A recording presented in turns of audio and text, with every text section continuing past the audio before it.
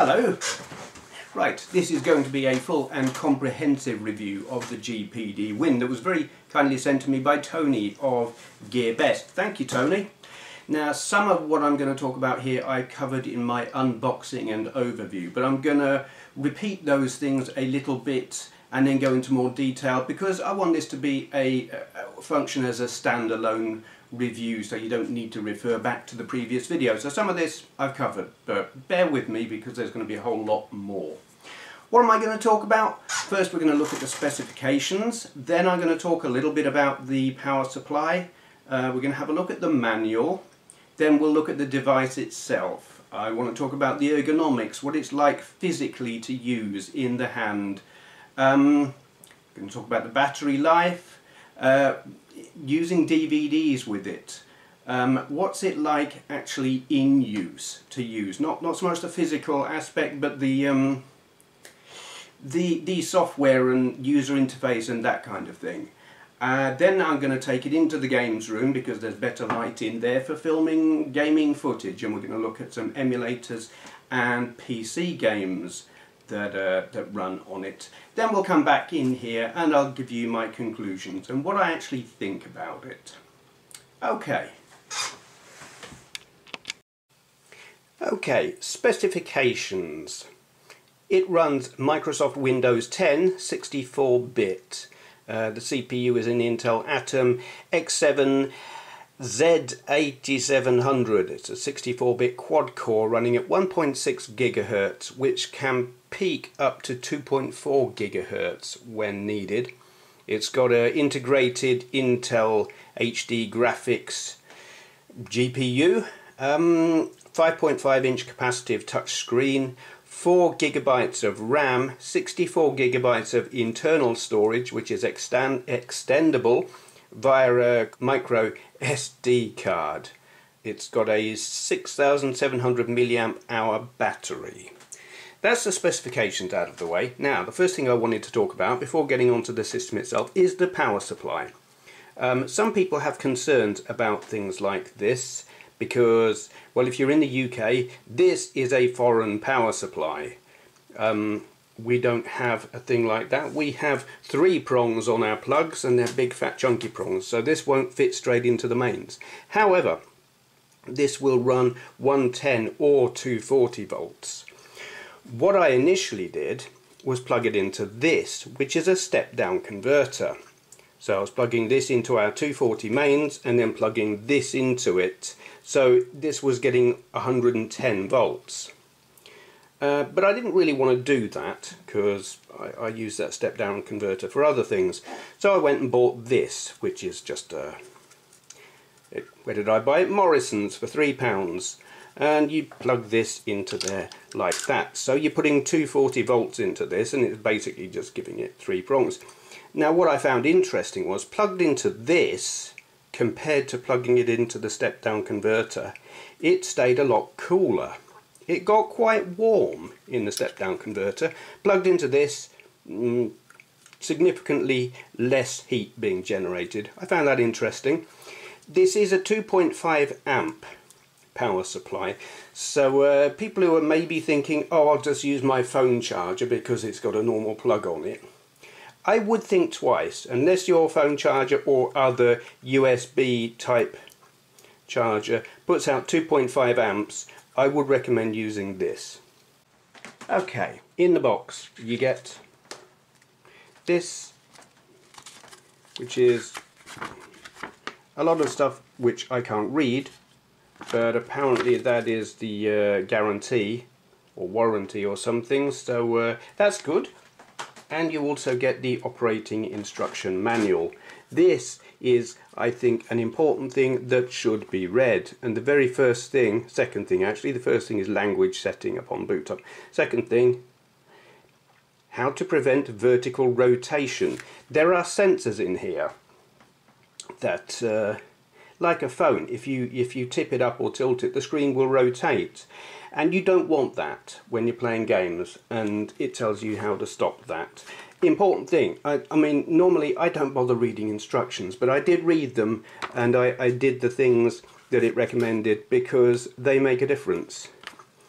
What else does it have? Keyboard and gamepad tests. Well, they worked. I didn't worry about that. Initial system optimizations. Optimizations for the best performance. Okay. It tells you to disable things like fax connectivity and stuff that you're not going to need in a gaming system. And that's good. Anything that's taking up CPU time that you don't need, turn it off, and it tells you how. But it then tells you disable Windows 10 functions, disable Windows Defender, disable automatic update of Windows 10, disable firewall, turn off Cortana, disable Windows 10 boot login. Okay. Disabling Cortana, absolutely. Disabling security features.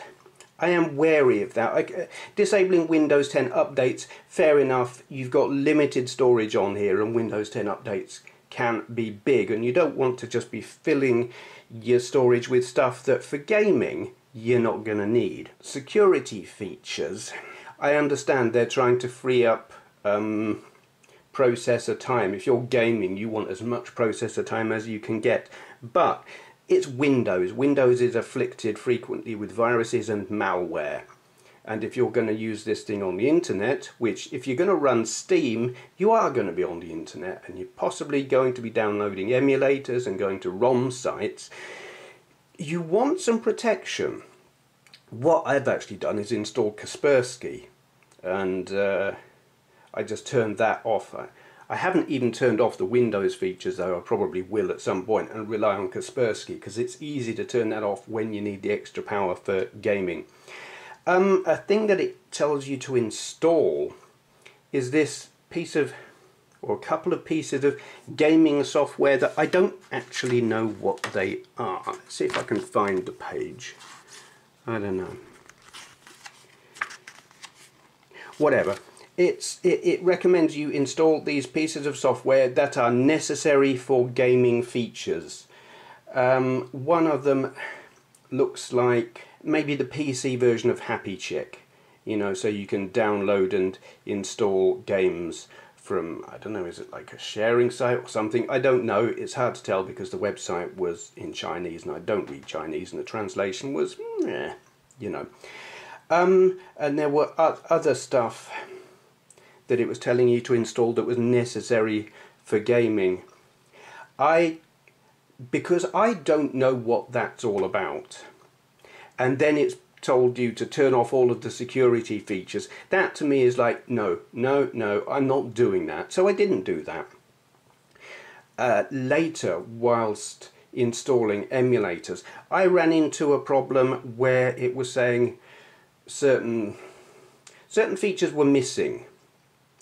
And I did a Google search and found out basically the way to get around that was reinstall DirectX. And when I reinstalled DirectX, everything worked absolutely fine. So, I don't know what that's all about or why that situation arose, if it's a standard installation or if they've cut it down to save on space but taken out things that maybe would have been useful that they're replacing with their own package. I don't know. I'm not going to speculate, I just know I put on DirectX and everything worked hunky-dory and I didn't need any recommended package that they'd put in the manual. So, that's that. Okay, let's have a look at the thing itself. First of all, we'll have a look at the ports on the back. You've got your R1, R2, L1, L2 shoulder buttons. Earphone socket, USB 3, micro SD card, HDMI and USB-C for power, and I believe it only does power because I did plug it into my computer to see if anything would happen and it didn't do anything except take power. There is a thing to be aware of with this. You see this piece of plastic here, it's like a bracing for the hinge. When you plug your USB-C in, it actually gets in the way a bit. It's that's a very snug fit. The first time I went to plug it in, I thought that's just not going to work. That's not going to go. It does, but it's It's something to be aware of. Then you've got your fan controls, because this thing has a fan for cooling. You've got vents there, there and there. That's a speaker. Off, medium and high. Now off is what you would expect. Medium I guess is for like when it's idling or you're doing a bit of light browsing or something like that. High for gaming. I frequently just leave it on high because it does seem to have some speed control by the computer itself. If I'm just doing stuff like browsing, you can hear it whirring away fairly quietly, and then if I do something more intensive like play a modern game, it ramps up and goes faster and louder. So there is definitely some speed control of the fan. It's not all manual by the user. Let's have a look at this side. Joysticks, face buttons. The joysticks are actually exactly the same as those you would get on the GPD XD, albeit they're positioned slightly differently. Face buttons with the same markings as a Xbox 360 pad, and you even get that Xbox button, which software recognizes this pad as an Xbox controller, so you get that there as well. And if you press that, it brings up online Xbox related stuff if you've got an Xbox Live account. I have, but I haven't really investigated what you can do with that. L3 and R3 buttons. If you had an Xbox or a PlayStation pad, you would push down on the stick. But you can't do that with this. It's so compact they didn't have room to fit that feature in.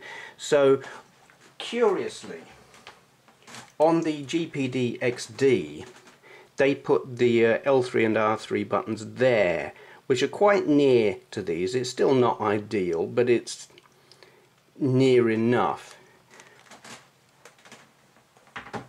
But on this, they've moved them down here. I'm gonna guess they had a space problem somewhere, just couldn't fit them. But when you're gaming, that's not really ideal. The speaker is just here, and when you're gaming you hold it like that, and many people who've reviewed this have said the same thing. Your hand blocks the speaker, and that is not ideal. But it's got to be said, the speaker on this thing is, how can I put it politely, shite. It is okay for gaming. When you're playing video games, you're not on a handheld like this, you're not expecting massive bass and high quality depth of sound. You're not going to get it with this. It doesn't really matter when you're gaming. What it really is no good for is as like a media player. My phone, I quite often listen to music with the music just coming straight out of the phone speaker, and it's quite adequate. It's got a reasonable amount of bass on it. I'm not going to be doing that with this. If you ramp the volume up even remotely, no, it's not great. But I think this thing has Bluetooth, and I do have an external Bluetooth speaker, so I suppose it would be quite possible to do that kind of thing if you wanted to listen to music or maybe watch a film or something with a reasonable sound quality. Probably possible. I need to investigate that. Now, we have this switch here. It alters what this stick here is used for. With it in the middle, this emulates a mouse. It acts as the mouse pointer. Moves it around as if you were moving your mouse around. And then your L1 and R1 buttons become your mouse buttons. This is an interesting thing. I find this kind of quirky and not ideal.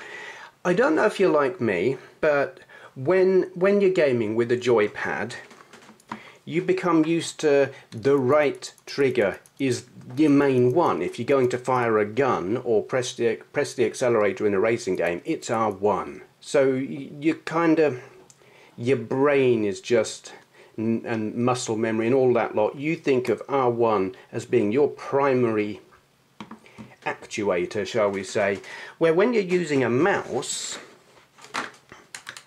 it's the same finger, it's your right index finger, but they have mapped L1 to the left, to be the left mouse button, which is just, to me, that doesn't work.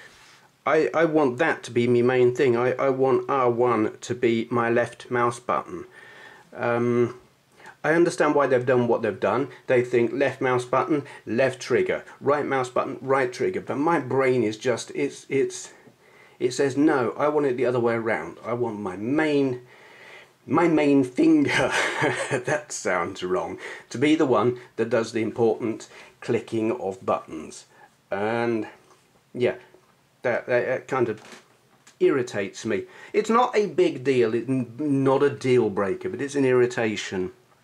So yeah, you can click this over to the right, and this is now an Xbox joypad. As far as the computer is concerned, you just plugged in an Xbox joypad and it will respond to it as such.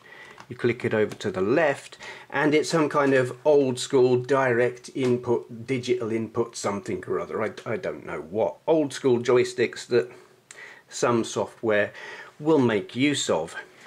Now, while we're talking about the shoulder buttons and things, I want to compare this with the GPD XD again. This is the GPD XD, and these are the shoulder buttons on it.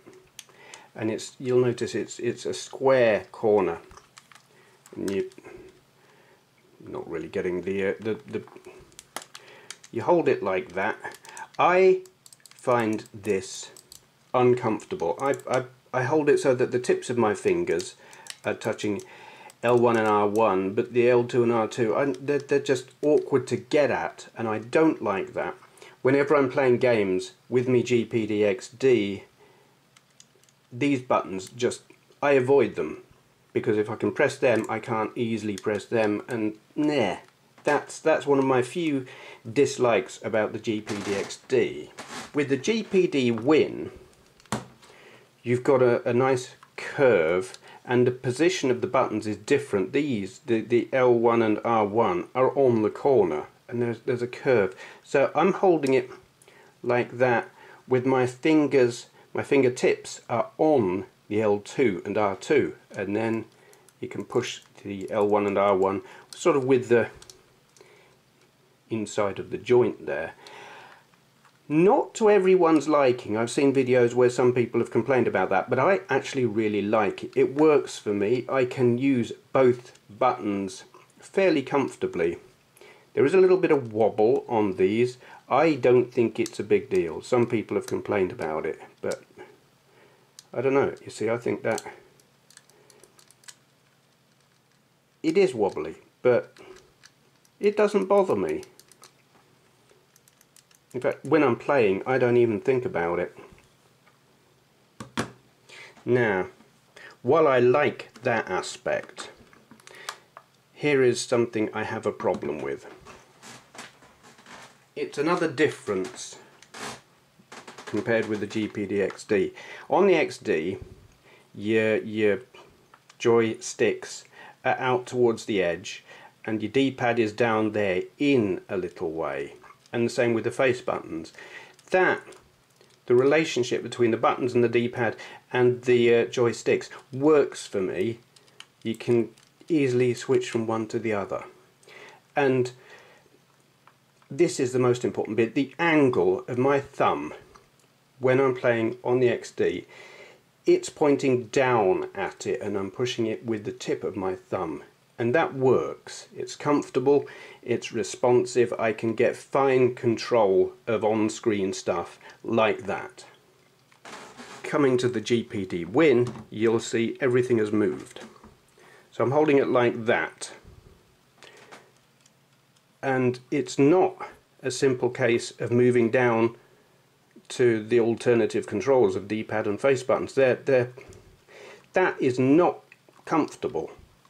It's not as easy to do, and worse, if I'm gaming with the D-pad, not switching from these to these, but actually playing with that, my thumb is flat on this, and it doesn't work. The D-pad itself feels exactly the same as the one on the GPD XD. It's good quality, it's responsive, it's got a nice enough amount of resistance and responsiveness and all of that. But because of where it's positioned, my thumb is flat and I have no precision control at all. It's like mashing it with... no, it doesn't work. It's not ideal. I need to... I don't know. It may be that I can find a better way of holding the thing so that I can position my thumb better to control me stuff on the games. But as it is, I have found myself frustrated by that. It just isn't quite right. Now, the keyboard. It is very small, obviously, because it's a very small thing. It's nice and clicky, but you're not going to do a whole lot with it. Here's the thing. Yes, this is technically a PC. It's not a laptop though. It is for gaming, and most of the time when you're gaming, you're going to be using these. You're going to be using the pad, the gamepad controls, and the keyboard is really, it's secondary. It's useful to have it there. There will be circumstances when you need it for configuring stuff, for putting in passwords. But you're not going to use it a lot while you're actually playing a game, and you're not going to be using it for writing your next novel. That's not what it's there for. If you want to be doing that kind of thing, use a laptop. Or if you really want to use this as a PC for doing PC type stuff, well, hook it up to your TV via the HDMI and plug in a USB mouse and keyboard, maybe through Bluetooth or something like that, and use those, because you're not going to get a lot of work done with that.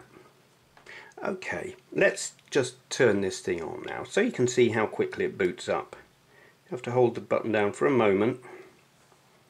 Little blue light comes on there, and then I'll let it run through the whole boot up so you can see how long it takes.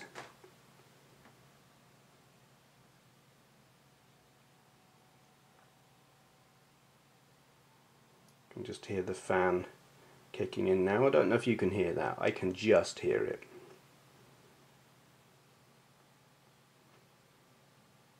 It's refreshing that I can hear it. My neighbour's been doing her drive with a power washer, jet washer, all morning.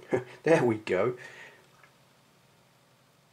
Interesting, sometimes it has a lock screen that you just swipe out of the way. I haven't put in a personal account thingamajig on there yet, but I will do. So that's how long it takes to boot up. Okay, now this is where it gets interesting. Let me zoom in. Okay, now we've got it up and running. I need to change my glasses because I can't see up this close. I need reading glasses. That's a bit better. Out of the box, Windows on a screen this size is a bit of a pig to use. Icons are tiny. All of this stuff down there is tiny. And it is a touch screen. Yes, you've got your mouse control, but the mouse control is quite slow and a little bit imprecise using that joystick. And here's a curious thing. You see where my finger is? I've got my index finger on the joystick, and the other fingers of my hand are just kind of reaching out, and quite often I've been moving my mouse around with a window that I've got open. Save that one, not a whole lot in there at the minute. And I'll be doing stuff there, and then all of a sudden stuff will just start happening randomly that I'm like, what the hell? And it's my fingers are touching the screen while I'm using the mouse, and that can be a bit annoying. Sometimes, like, everything that I've got going on there, it just disappears because I've touched the touch screen accidentally. That can be a pain in the ass. You can adjust things like font sizes and icon sizes and stuff, and that will help a bit. I've got all of what I've basically done is used it like a Windows system to get stuff installed and configured and everything, and then made all of my icons on the desktop bigger and organized stuff. I say like my console emulators, I've put all into, of course I've resized the window, so yeah. These are all shortcuts. The main apps or programs or whatever are elsewhere, fairly well organized, but I've grouped them together in like one folder for console emulators, another one for handheld, another one for computers and PC games and arcade emulators. I've grouped them together and got big icons, and I access them through the touch screen rather than using the mouse. And there's a good reason for doing that, and that is when you run a PC game, you can switch from the mouse control to DirectX gamepad input, basically the emulated Xbox 360 pad. You can switch from mouse to joypad and the game will recognize that you've done that, and you can use your joypad in the PC game, no problem. But if you're running an emulator, if you launch it using the mouse and then switch over to joypad using the little switch, it doesn't recognize that you've done that, and it won't respond to the joypad. You know, you launch your emulator, flick that over, it won't work. It won't recognize it. It will still think you're using mouse controls, and that is not ideal. So you have to launch the emulator using, basically you have to put it into joypad mode first and then launch your emulator using the touch screen, which is sort of okay, but you want to get it all configured first, and doing that, I can't remember which one has them. Some of these, I mean, you see it's kind of tiny and you've got to access these menus with the touch screen, and it is tiny and it is possible to click the wrong thing. So that is, it's fiddly because this software is designed for running on a PC, a desktop or a laptop where you've got a mouse or a touchpad or something. It's not designed for using on a tiny little touchscreen. It makes it awkward and fiddly, where if you were running an emulator on, say, an Android tablet or a phone, they are designed for using a touch screen, and things are spaced out and sized appropriately, where on here it can be awkward and fiddly. But once you've got things configured,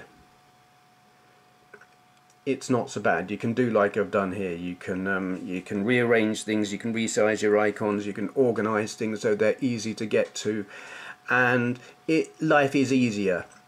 It takes an amount of time setting things up. Emulators in themselves are not necessarily straightforward things to use. Even on Android they're not necessarily straightforward. On a PC they're a lot more involved and awkward, and they take a lot of experimenting and messing around with configurations and stuff that you've got to be a bit enthusiastic about it and prepared to mess around and investigate and research and look things up on the net to find the best way of doing a certain thing. But when you do, it can be very rewarding, because some of the emulators on here are just astoundingly good. We'll have a look at them in a little while. Okay, having used this for a few days now, I can tell you that battery life obviously is variable depending on what you're doing with it. If you're going to be playing an intensive PC game, you're going to drain it in 2 or 3 hours, something like that. They get through the battery quite rapidly, but they take an awful lot of power. You know, you'll probably put it down before you drain the battery, because it does get hot. The most intensive modern games will make this thing very hot, even with the fan running and everything. I don't think you're going to fry the innards of it, but your hands are going to be like, yeah, you want to put it down for a minute. Turn it off, let it cool down, something like that.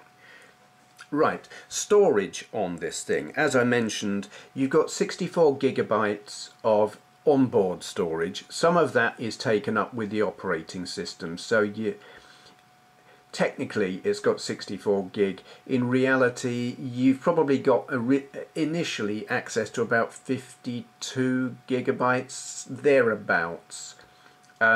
You can put in a micro SD card up to officially 128 gig. I've seen it written somewhere that it'll take a 256 gig, but that's unofficial, and I haven't tried it. I can't vouch for whether that works or not. Also, and this is something I just got one of these. It's a USB memory stick thing, jump drive it calls it. A dinky little one, and this is a 64 gig one. I'm going to stick that into the USB 3 and put things like ISOs and ROMs and things that the system isn't going to fall down or get upset if I pull it out. Oh wow, my camera's recognizing that as a face. That's great. Yeah, because here's the thing, storage is limited. I mean, 64 gig and 128 gig and stuff like that, they were big numbers once upon a time. I remember my Amiga, when I put a 1 gig hard drive in it, I was astounded at all the stuff I could put in it, and I thought, I'll never fill this. Now, well, I have Steam on here, and I used it to install a modern game, which turned out to be 70 gigabytes. And I initially installed Steam on the internal storage, but that meant I couldn't install this game that I wanted to put onto it at all, because Steam installs the games into the same partition or drive or whatever. It installs the games in the same place as it is. So if Steam is on your C drive, it will put your games on your C drive. It didn't appear to give me a choice of where to put them. So I wanted to install this 70 gig game. To do that, I basically had to uninstall Steam and then reinstall it on my D drive, which is the SD card. Yeah, you kind of need to be a little bit organized about what you put where. So I'm putting my emulators on my C drive. I'm putting PC games that are installed by Steam onto the D drive. I am putting other PC games probably onto the C drive, stuff that I'm installing not via Steam. And then I'm putting, or will be, I haven't done it yet, ROMs and ISOs and stuff like that onto my little USB thing, because you can pull them out and the system isn't going to miss them. If you take out something that's got an entry in the registry, if you take its drive out, the registry is going to be like, huh, where'd that go? And it might cause problems. I don't know. I haven't pulled the SD card out to see what happens, because, you know, there will be registry entries for Steam and stuff like that.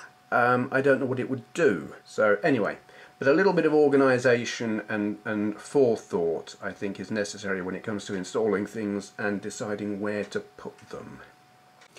Okay, now, a thing that some people might be thinking, because I thought it, was I've got a load of PC games that I've bought over the years that are on DVD or CD. I'd like to play them. I don't want to have to pay again to download them off of something like Steam or whatever, but this thing's got no DVD or CD-ROM drive. That's a pain, isn't it? Well, I just happen to have this, which is a USB DVD-ROM drive. It has two leads on it. One for USB data and one for power, which is also USB at the other end. Now, this thing has only got one USB port, so you connect up your data lead to the USB on there, and then the other one, you need to power this. You can't power it from that because you've already used your only USB port. I plugged it into a tablet charger. It's kind of awkward doing that because these leads are very short, but it can be done. You can have a working DVD drive connected to this, and you can install your DVD or CD based games on here just like you would a normal PC. And I know that because I've done it, and I will show you one of the games I installed later. Now that could potentially...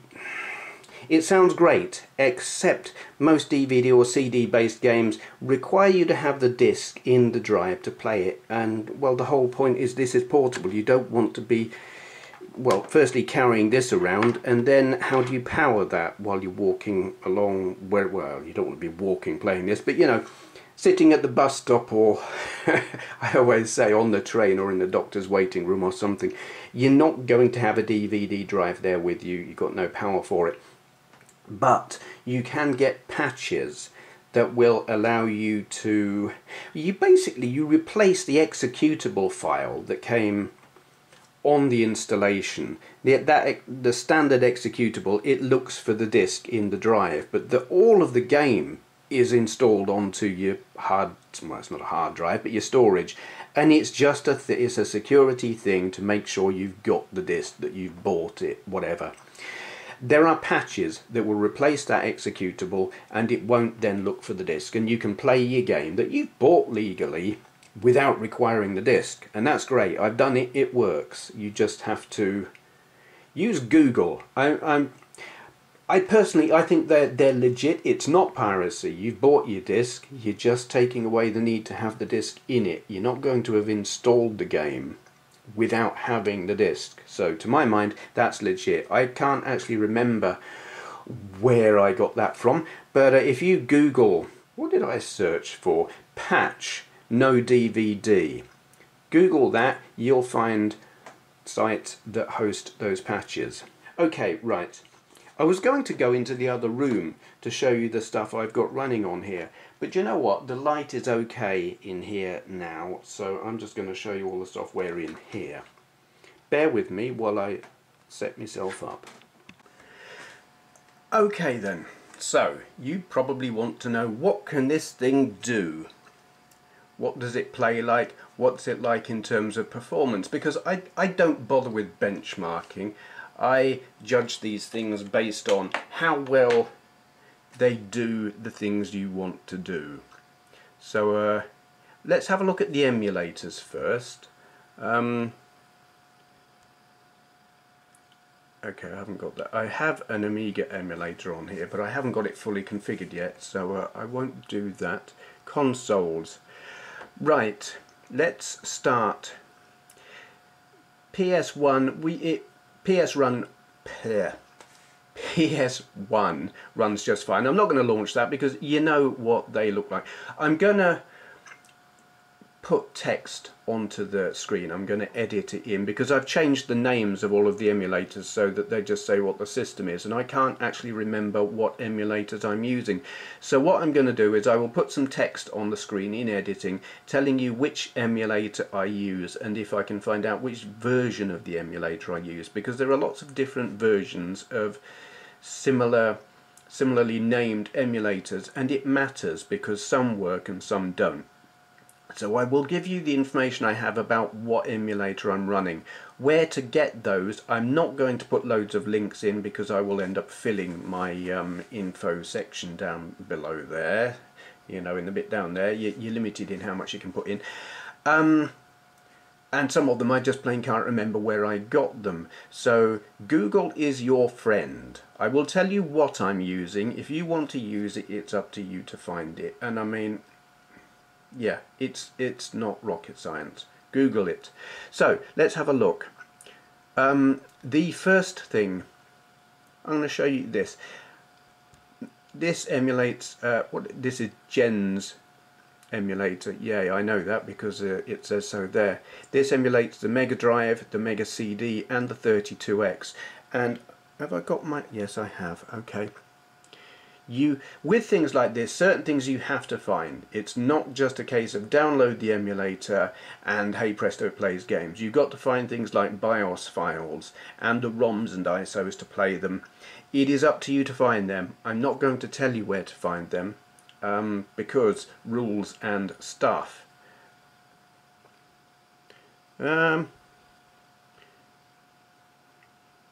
Open ROM. This is what I mean about it. Is it now locked up? No, we're going. We're good. Touch screen, fiddly. Oh, I'm in the Mega Drive. I don't want to be in the Mega Drive bit. Up, right, ROMs. 32X. I find it better to just highlight it and then. Yeah, what's that? File not found. What's that all about? Where there's Virtua Racing Deluxe. I always like to use that as a. Come on. There we go. Now, Alt and Enter. Is that going to work on here? No, it's not. So that works on some, or maybe I need the thing. There we go. Yeah. Press start. You need to configure. I assume, I can't remember what I configured and what I didn't here, but yes, I think I did have to set my controller up and stuff. But as you can see, 32X,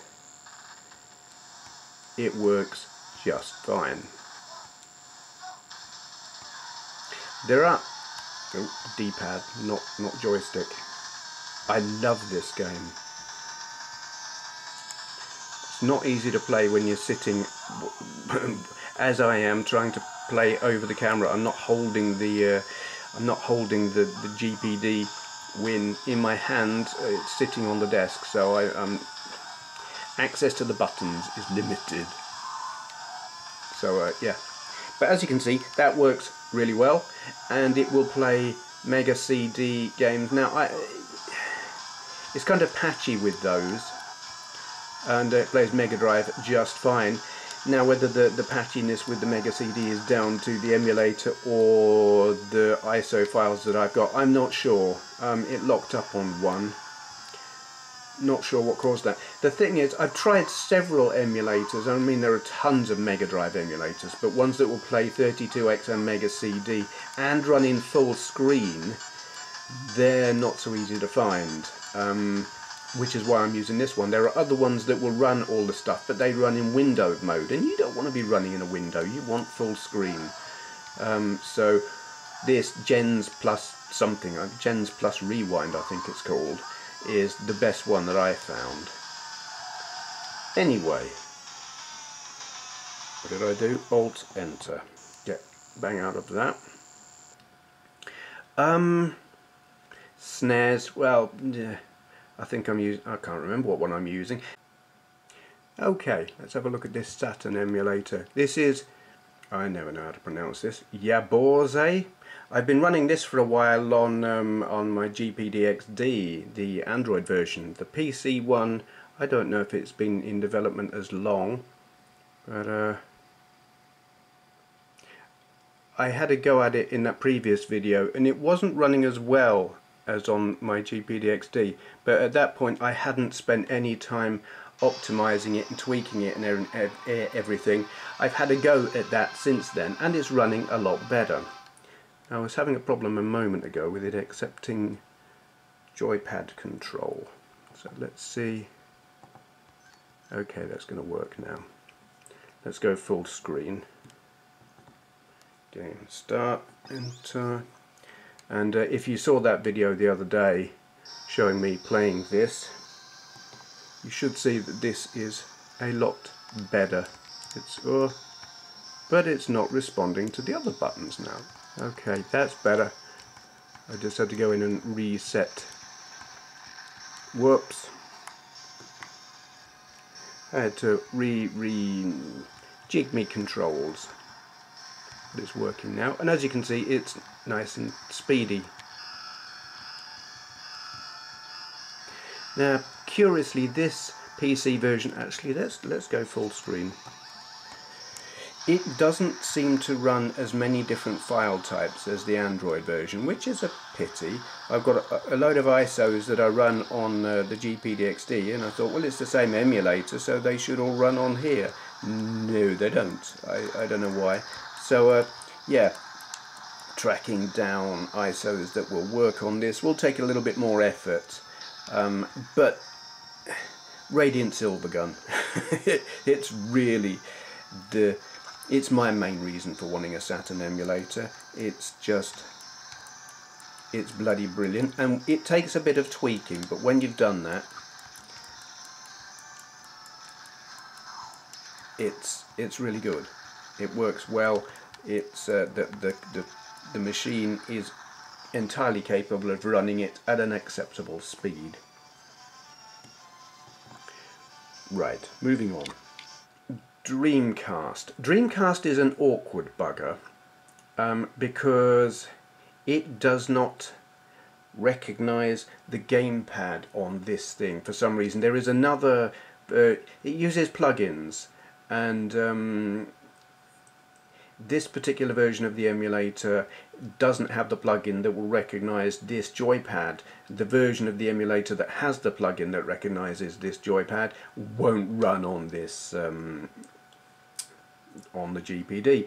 I messed around with multiple versions, and the solution I came up with was the version I'm running, and I can't remember what version it is, and then using this Joy to Key utility that you run the emulator using keyboard controls, but then you use this thing which captures the joystick movements and it sends them to the emulator, telling it, telling it you press this key when actually you pressed this joypad button. Hopefully this is going to work. I've only tried it with oh god, I can't even remember how to do it. What am I doing?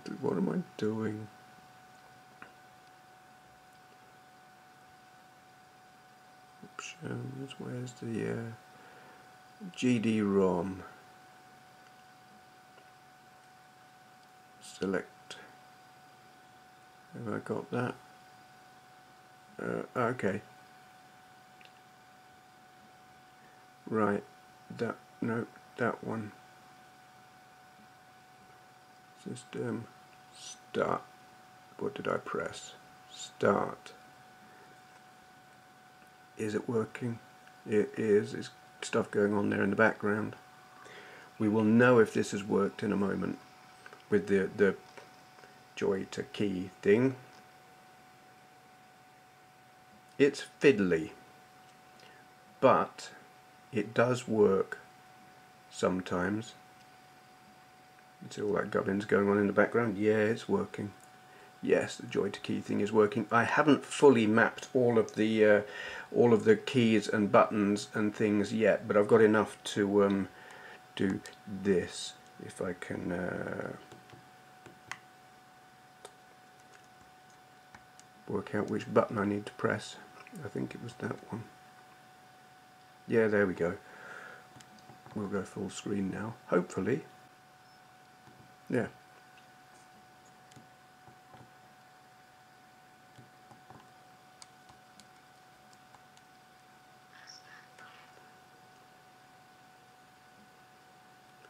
Trying to get full screen.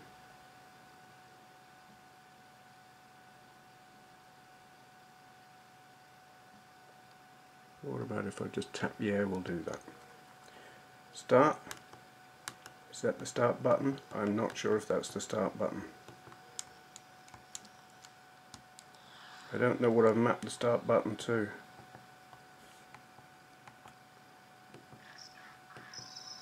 Start game.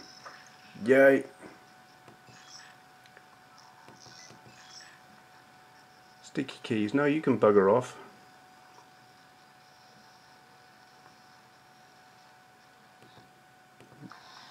So yeah, this is Ikaruga on the Dreamcast. It's the only one I've got configured to be remotely playable just yet.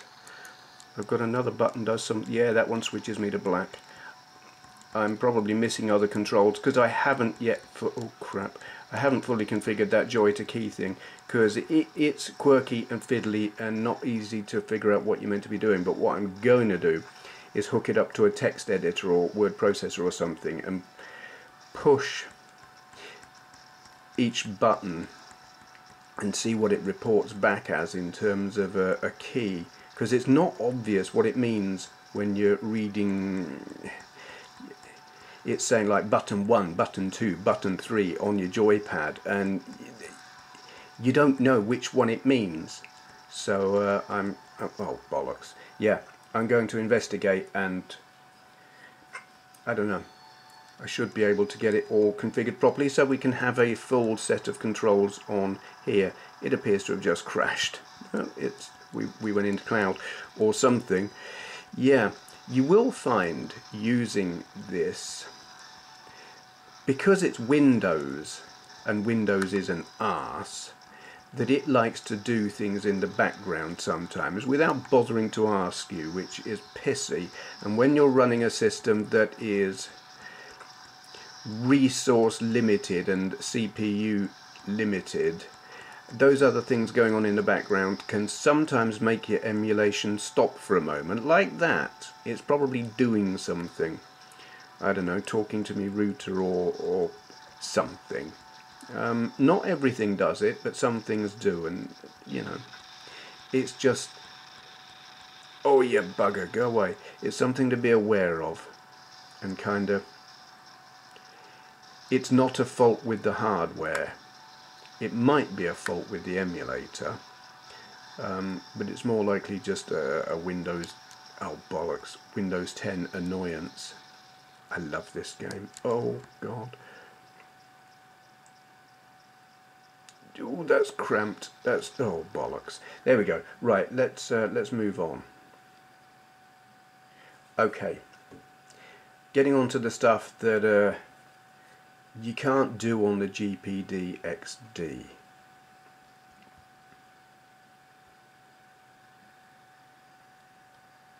This is a Atari Jaguar emulator.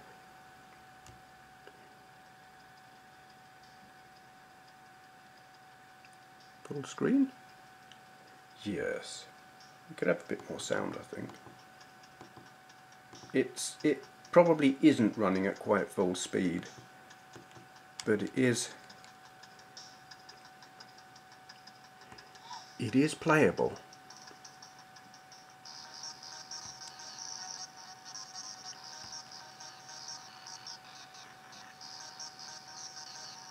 And I love this game. Oh, you can, because it's a black screen, you can see me.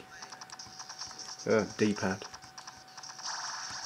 I haven't actually tried any other games with this yet. It's like the Jaguar. I love the Jaguar, but it is so flawed, and the games on it, it's like many of them are so crap. I like them because they're crap, but I don't necessarily want to play them an awful lot. But I love this game. I mean, there have been many versions of this on different systems with different names and whatnot, but this is actually my favourite. There is some glitching you'll have seen goes on at the top of the screen every so often. I don't know what causes that. It will be a flaw in the emulator, not in the hardware it's running on.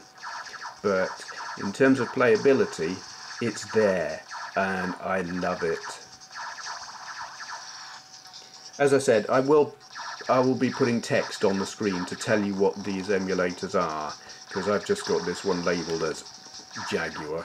I can't remember what the emulator's called, but you might have seen it already actually while I was going on the configuration screen, but I wasn't paying attention to that. Let's bang out of there. Escape? No, that just pauses it. Alt-Enter. Alt-Enter is not banging us out of it. So I actually don't know how to quit full screen mode. Alt-Tab. That kind of did it. But I don't know how to get it back into I don't know how to quit the emulation. So we'll just close it. Also, that thing there is still, no, get off me. Joy to key thing, I want it to go away. Get off.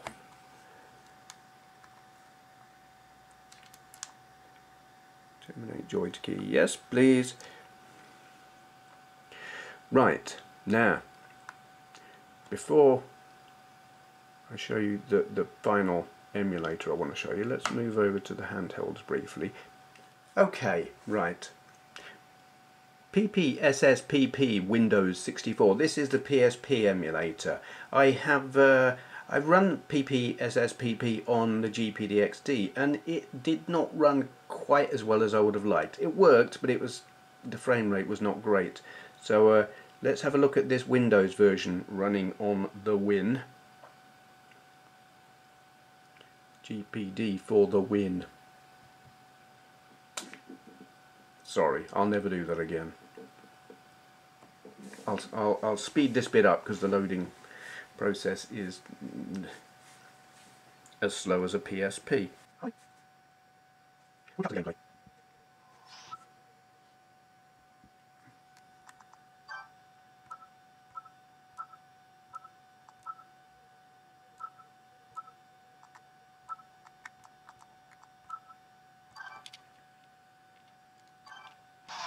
So here we go.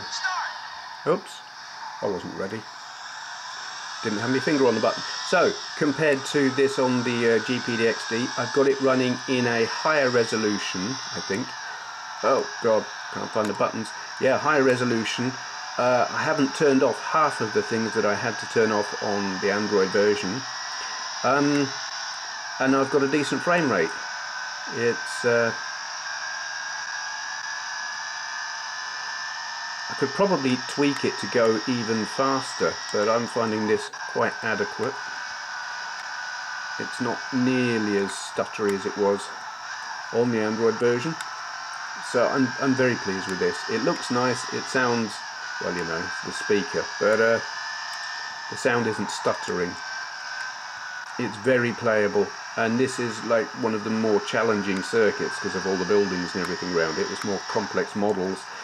So yeah, very adequate, very more than adequate. It's I'm pleased because it takes a bit of oomph to emulate the PSP.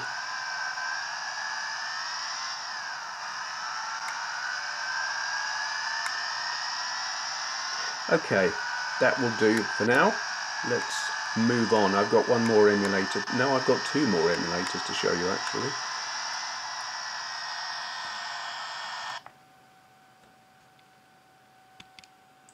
Okay, MAME UI64. This is an old version. I had this on my PC and got it configured and working with a set of ROMs, and I literally just stuck it on a memory stick and dragged it across. There is a more modern, a more recent update of MAME UI64. I don't like it. It's got more than just games in the listing thing. It's like emulators for other systems and stuff, like computers and consoles and stuff, and I just don't like it. I found it cluttered and confusing, and I couldn't find the things I wanted, so I'm running this old version. And I found a curious thing about this. Don't have it in your programs folder, because if you do, it doesn't save your settings.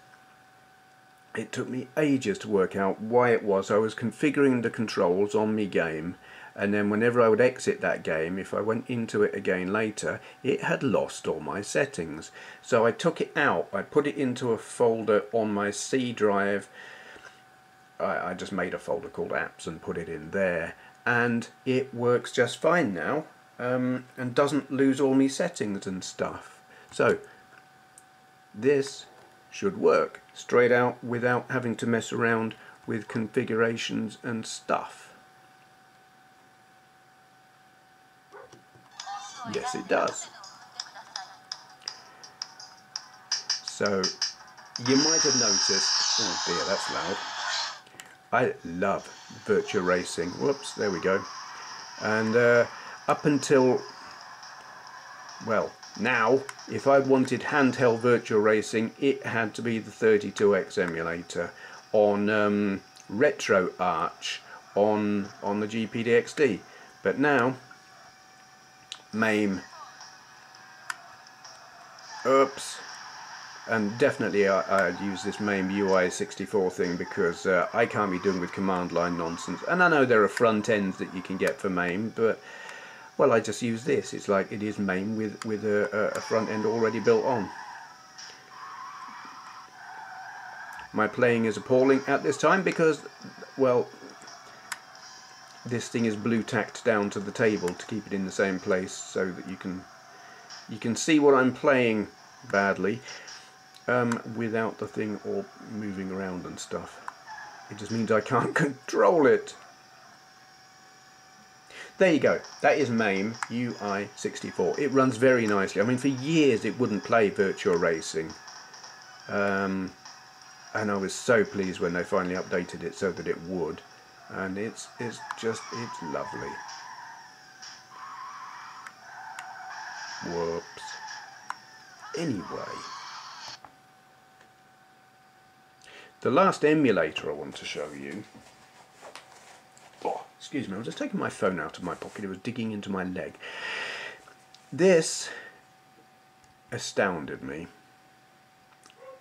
I can remember what the emulator is called. Yes, there it goes. It's called Dolphin. And I've heard of it before, but it's the first time I've ever actually run it. And I thought, GameCube on a handheld, that's just not going to work, is it? Yes, it does.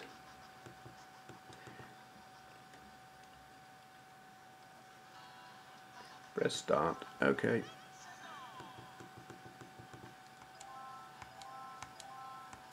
I'm playing in wuss mode on all, just the first thing to come up really.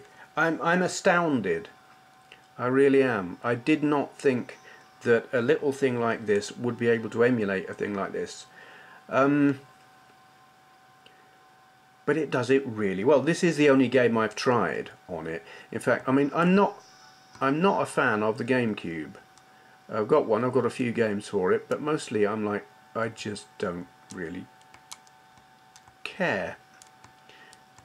But Double Dash and there's a Star Wars game, Rogue Squadron or something. Wow, see how well I'm playing that. Come on, get a move on.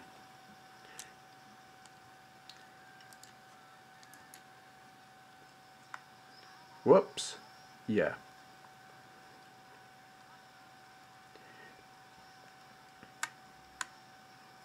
But it's Double Dash is one of my favourite Mario Kart games. In fact, I mean, where's my button?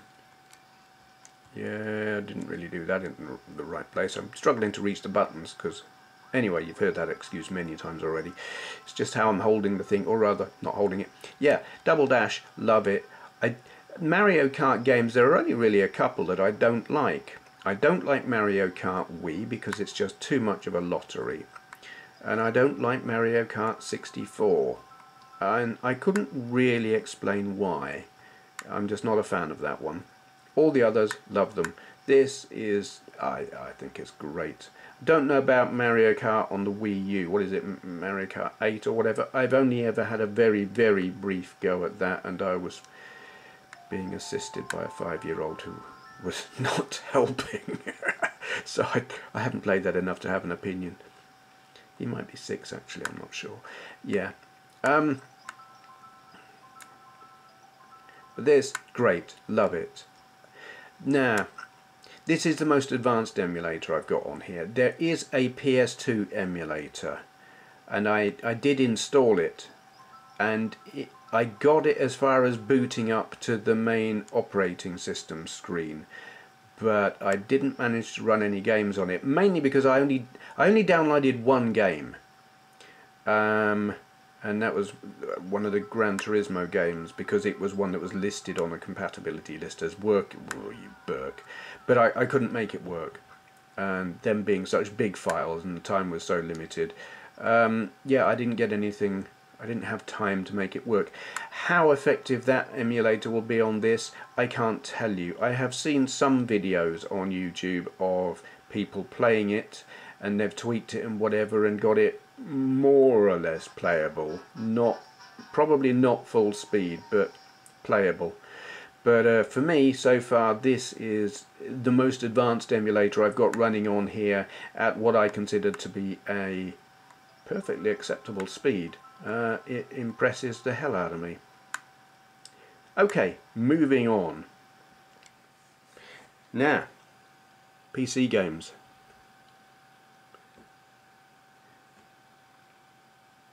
We will do Crisis first. This is the game I installed off of the DVD and then patched so that I could run it without the disc in the drive. I'm going to skip all of this loading stuff and get through to the gameplay, just so you can see how well it works. Okay, here we are. This is where I left off last night. This is Crisis. It is a powerhouse of a game that requires a powerhouse of a computer to run at full settings. I have tried running this on my desktop in this study that I'm sitting in at the moment, and it just like hangs its head in shame and cries because it can't even run the intro sequence. I tried running it on the PC in my games room, and God, you really need to be holding on to the thing to do this, not having it on the desk. Yeah, the computer in my games room, until I put the what is it, GT750, what is it, GTX, I can't remember, 750 Ti in it, it wouldn't play this either, and it had a graphics card in there, and it wouldn't play this. But this thing, just with integrated graphics, I don't know what kind of integrated graphics they are, but here it is playing it, and the graphics I've got on medium. I haven't got it on the lowest settings, it's on medium, so that's pretty impressive. And oh god, if I wasn't holding this and it with a normal joypad, I would have run up and punched him in the face with, like, I think it's R3, but that's one of the things you can't do here. With no R3, you're sort of a little bit limited in situations like that. And the run button, I think that's like, is it L3? No, L3 is crouch. There's your, yeah, you can't easily get to those things. What is run? That's jump. Anyway, yes, this thing's getting warm now. I don't know if you can hear the fans going. They're quite quiet given they're working quite hard. I love this game. I think it's fantastic. So that's that. I mean, I could ramp the detail up higher because we're getting a decent enough frame rate here. It would be possible to go higher on the detail, but I'm not going to. I think playability over pretties is preferable for a game like that. Now, let's bang out of that, and I'll show you one last game. And here's a thing. Touchscreen works. I say that. Does it work? Maybe it just selects it. Yeah, it just selects it. It acts as a pointer, but not a mouse press. But that's it's cool. It's handy because trying to move around with your pads and things like that, it's like, is my pointer in the right place and stuff. I'm waffling. Let's load this up. I'm going to edit out all the loading now. Okay, this, I was talking about installing big games and modern games. This is Grand Theft Auto 5. It's a 70 gigabyte file, which is absolutely bloody huge. So you definitely need a big micro SD card to run this. Frame rate wise, I've got this on absolute minimum settings, 800 by 600 resolution, minimum everything. And the frame rate, for doing things like walking around like this, it's adequate.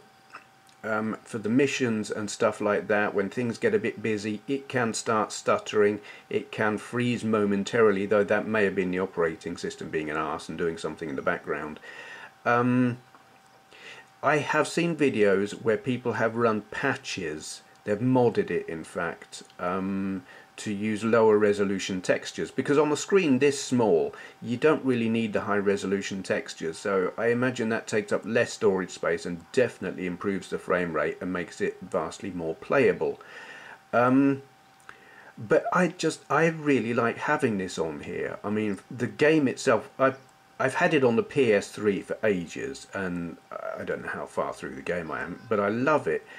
But mostly I just spend my time twatting around, so I'm not really concerned about the low frame rate. What I like it for here is just the twatting about aspect. I like to just walk around and look at the scenery and listen to the people and punch them and stuff like that.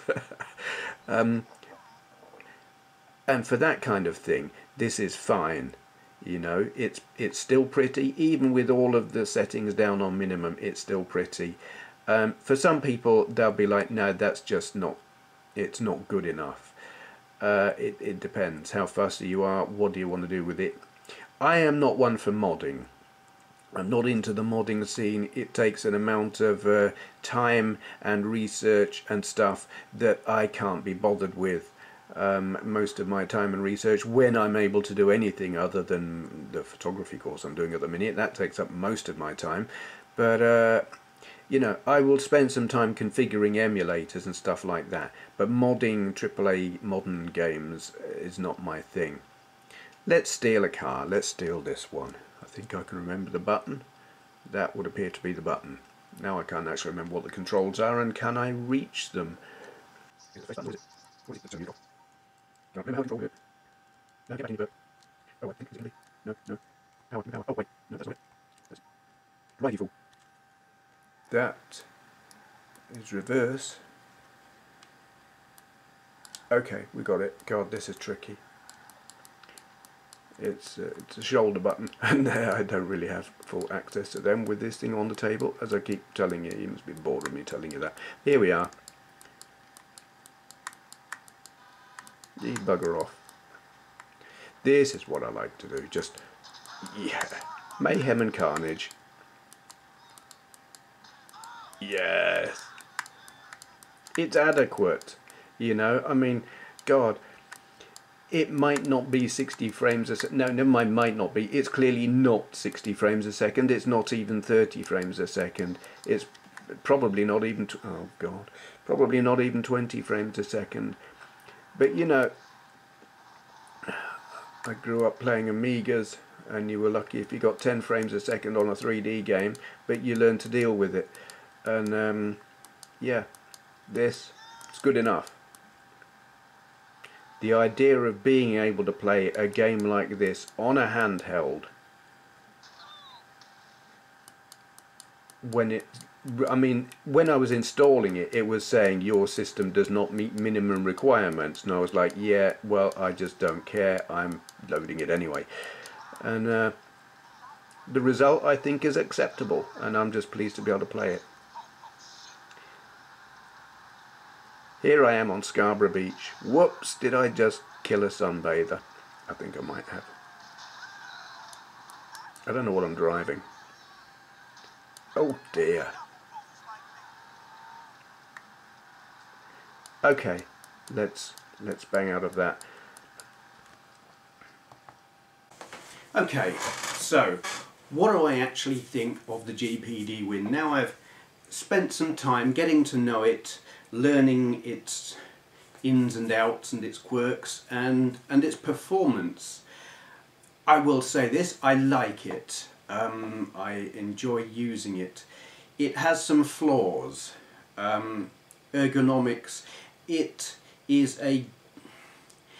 compromised, but then it kind of has to be. They wanted it to be small, they had a lot to fit into a limited space. I find the positioning of the controls not ideal. Physically, the actual quality of the controls is good, they're just not ideally positioned. It may be possible for them, I don't know if they're going to develop this and do like a Mark II that is like same concept but developed, because it could do with being a different shape or different positions or something. I don't know if they're going to do that. the screen, because it's running Windows, the text and icons and things, as I mentioned, they're small. Me, being an old git, my eyes are shite. I have to use bifocals and reading glasses, and I couldn't really find a distance where I didn't struggle when I'm holding it. So sometimes I'm peering over, sometimes I'm wearing my reading glasses or using the reading bit of my bifocals, and I was getting eye strain while trying to anything with text on it was difficult for me to see, and it quite hurt. So that's a thing. Here is the thing, and I think not everyone gets it. Well, not everyone will, because not everyone's got one, but some of the people who've tried them, understanding what it is and who it's aimed at. Because it's not a Nintendo. It's not a Nintendo Switch. It's not a DS or a 3DS or a Game Boy. It is a complex piece of kit. It is a PC. It just happens to be a PC you hold in your hand when you're playing it. But because of that, it is complex. It's not like using an Android tablet. They are designed for using with a touch screen, and they're optimized for that. This, though it has a touchscreen, it's not optimized for that, and that makes using it more fiddly. It is possible to, when you've got it set up, you can optimize your setup, as I've tried to do, for use using the touch screen to make things easier to get at. But the initial setup, you're just going to have to put up with a certain amount of pain and fiddliness, and with the emulators, when you actually use them, there is an amount of fiddliness that you wouldn't get on Android. But I think it's worth it, because the results kind of speak for themselves. It's able to emulate things that you're just not going to be able to emulate as well on another handheld system. You know, the interface is not ideal, but the results, when you're playing the game, great. It takes an amount of commitment to get the best out of it. That's the thing. You're not going to give this to your kids, apart from the fact that it's expensive. I mean, in the UK, it's a smidge under £300 now, and the price is going down, which is good. And I actually think just under 300 quid for it's a gaming PC handheld. Yes, it's not a super modern powerhouse, but it will play relatively modern games adequately, mostly. It's a PC. PCs are complicated. There is this thing that I found, like when I've been showing Android gaming devices and the emulators are on them, people have left comments saying, how do I run these games? And it's not something that I can answer in comments. But the thing is, the people who are asking that question, it's probably not the kind of device that they want. You've got to be, first of all, comfortable using a PC, and then you've got to be comfortable using emulators. And emulators are not a thing, they're not pick up and play, they're not plug in and play. You've got to be committed, you've got to be prepared to fiddle around, to do your research, to try multiple different versions until you find the one that works. It takes time and commitment and effort and an amount of head scratching and pulling out of hair. But once you've found one that works and got it configured right, then you can forget about it. But there will be people for whom that just isn't their thing.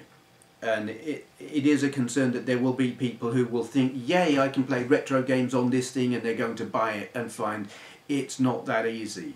They might be disappointed. But here's the thing, you can, if you're not prepared to do all of that for retro gaming, it's still a good gaming device. For modern gaming, you don't necessarily want to go around all the websites looking for the right emulator and the right ROMs and blah blah blah, but you can install Steam, and Steam is easy, and provided you don't go looking for loads of huge great big AAA titles, because one AAA title will you're not going to fit many of them onto the micro SD card. because they're big. But you know, the possibilities for gaming on this, you can have it easy if you want using things like Steam, and I don't know how easy it is, like GOG, download from there. It's as easy as or as hard as you want it to be. You've got to be comfortable with Windows.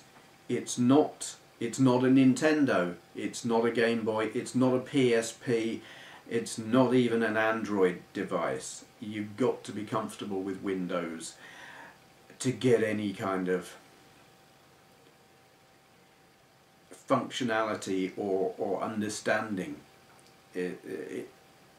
But if you're a geek, I mean, really, it's aimed at people like me. I think you've got to be a bit of a geek. You've got to be a bit of a enjoy your technology and enjoy the fiddling around with it. And if you are that kind of person, I think it's fantastic. You know, pros and cons. I mean, pros is the power and the flexibility. It's got more oomph than any other handheld device that I've used, and you can do more with it than any other handheld device that I've used. Cons is the complexity. Ergonomics are not great. I'm looking down here because I've got it written. The layout doesn't quite work for my hands, but it's not a deal breaker. Yeah, it's hard on the eyes, and Windows, hard on the eyes when using Windows and text-heavy emulators and stuff like that. It hurts my eyes. But overall, I think the pros, though I've written down more cons than pros, I think the pros outweigh the cons. It is, ultimately, it is a not cheap, very small PC with a built-in joypad. So it is portable gaming, handheld gaming, but it's a PC. Make no mistake, it's not a handheld console, it is a PC, and if that interests you, and it definitely interests me, I think it's great. The price, I don't think is unreasonable. Some people are saying that's too expensive. Well, what do you think you're buying? It's not a Game Boy, it's a PC, and a very, very small one, and compact stuff is expensive. I don't think that's an unreasonable price, but it's easy for me to say that because I didn't pay for this. Would I be saying that if I'd paid my own money for this?